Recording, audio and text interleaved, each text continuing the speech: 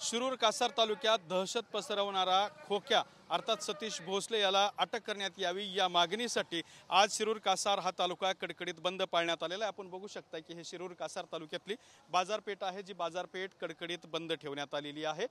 खोक्या जो आहे त्याचे अनेक व्हिडिओ असे समोर आलेले आहेत की जो लोकांना मारहाण करताना आपल्याला पाहायला मिळतोय।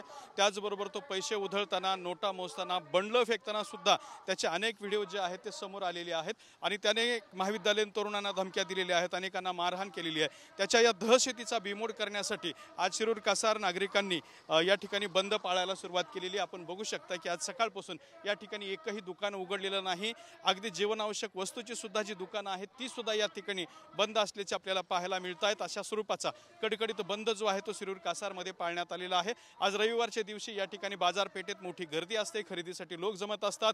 शिरूर कासार हा छोटा तालुका आहे, त्यामुळे आसपासच्या गावांसाठी एकमेव ही बाजारपेठ म्हणून ओळखला जातो। मात्र या ठिकाणी आज कडकडीत बंद पाळण्यात आलेला आहे। अगदी सगळीच्या सगळी दुकाने या ठिकाणी पूर्णपणे बंद ठेवण्यात आलेली आहेत।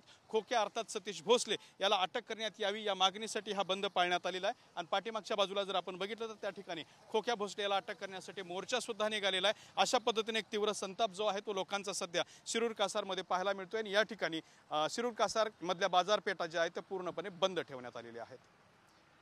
कॅमेरामन आप्पासाहेब सोबत दत्ता कानवटे, TV9 मराठी, शिरूर कासार।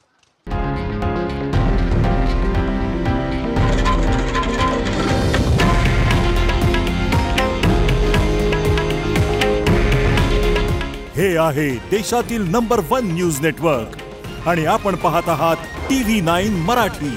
काळजी तुमची, हित महाराष्ट्राचं।